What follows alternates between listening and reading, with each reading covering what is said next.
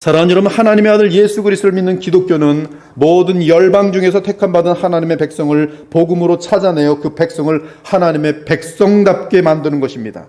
이때 하나님의 백성에게만 가능한 일이 있습니다. 그것은 인류를 무너뜨린 죄 문제를 해결받을 수 있다는 사실이, 그래서 원래 하나님의 의도처럼 거룩한 사람이 될 수 있다는 사실입니다. 놀랍게도 하나님은 우리가 그리스도를 믿고 주와 연합하여 하나님의 백성이 될 때 예수 그리스도로 말미암아 단번에 영원히 우리를 거룩하게 하신 사실이, 이는 법적으로는 그리스도의 십자가의 속량으로 죄 사함을 받는 것이고 실제적으로는 그리스도의 거룩한 생명이 택한 신자들에게 임하는 사건으로서 성령으로 거듭나는 사건이, 그러므로 성령으로 거듭난 사람은 그 사람 안에 거룩한 그리스도의 생명이 임한 것이기 때문에 그 사람의 몸과 마음은 성령의 전입니다.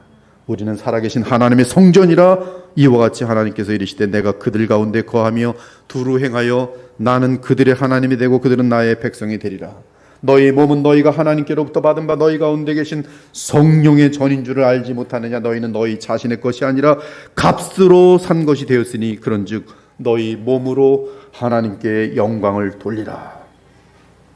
즉 성령으로 거듭난 사람의 몸과 마음은 하나님께서 임재하시는 임마누엘 하신 성전이, 그럼에도 안타까운 것은 우리가 이 땅에 사는 동안은 우리의 옛사람이, 이 죄성을 담고 있는 옛사람이 그대로 남아있는 것입니다.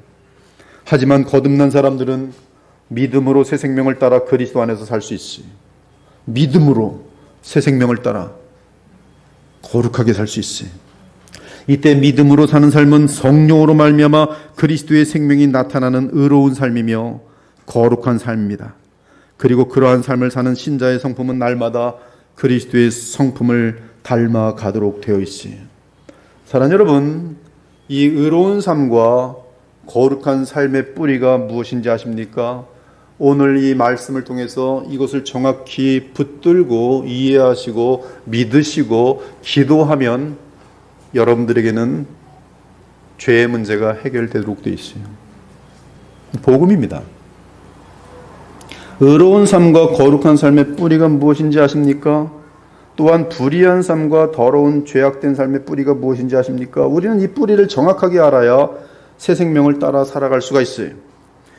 무엇이 하나님이 보실 때 모든 이 더럽게 만든 뿌리입니까? 그것은 교만입니다. 교만의 뿌리는 마귀가 지녔던 정신인데 그 정신이 아담과 하와에게 전달될 때 그들은 죄악을 저지르게 됐어요.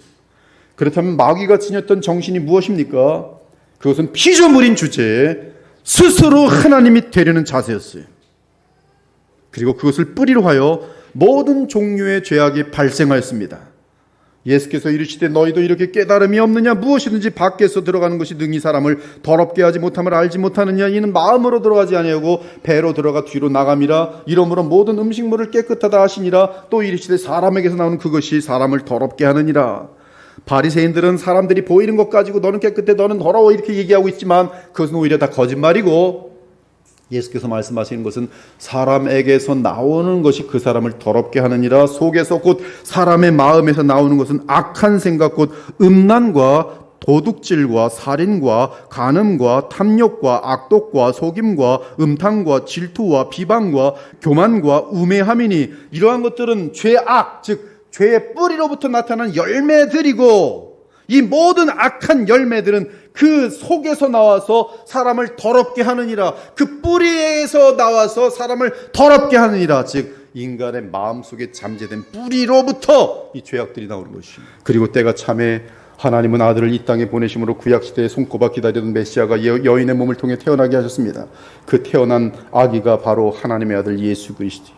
그리고 하나님은 그를 둘째 아담으로 세우시고 그의 완전한 순종을 보시고 그의 영을 그리스도를 믿는 자들에게 나누어 주시기로 하셨어요. 그의 영을, 이것이 핵심이, 그리스도께서는 이제 하나님의 말씀에 완벽하게 순종하시사 하나님께서는 그에게 권한을 주셨는데 그의 영을, 그의 생명을 나누어 줄 수 있는 권한을 주셨어요. 이에 그리스도의 영을 받은 자들은 첫사람 아담이 가졌던 반역의 영이 아니라 예수님처럼 철저하게 주를 따르는 마음을 갖게 된 것이, 그것이 바로 복음이, 그리고 복음의 능력으로 철저하게 예수 그리스도 안에서 하나님의 말씀에 순종할 때 믿는 자에게 나타나는 현상은 하나님의 자녀로서 예수님처럼 거룩한 삶을 살게 되는 것이, 그것이 바로 메시아가 오신 이후에 이루어질 역사에 대한 것으로서 구약의 선지자들은 그때를 멀리서 바라보며 예언하시, 또 내 영을 너희 속에 두어 너희로 내 율례를 행하게 하리니 너희가 내 규례를 지켜 행할지라. 이 말씀을 누가 하셨어요? 구약에서 에스겔서에서 여호와께서 하셨어요. 근데 그 여호와께서 사람으로 오셔서 누구세요? 예수 그리스도.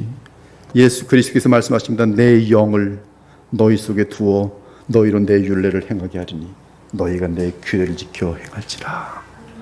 행할 수 없는 존재들인 죄덩어리인데 주의 영을 부으셨기 때문에, 그리스도의 생명을 주셨기 때문에, 거듭나게 하셨기 때문에 가능하게 된 것이, 이것이 어떻게 성취됩니까? 예수께서 하신 말씀에 또 답변이 있습니다. 명절 끝날 곧 큰 날에 예수께서 서서 외쳐 이르시되 누구든지 목마르거든 내게로 와서 마시라. 나를 믿는 자는 성경의 이름과 같이 그 배에서 생수의 강이 흘러나오리라 하시니 이는 그를 믿는 자들이 받을 성령을 가르쳐 말씀하신 것이라. 예수께서 아직 영광을 받지 않으셨으므로 성령이 아직 그들에게 계시지 아니하시더라.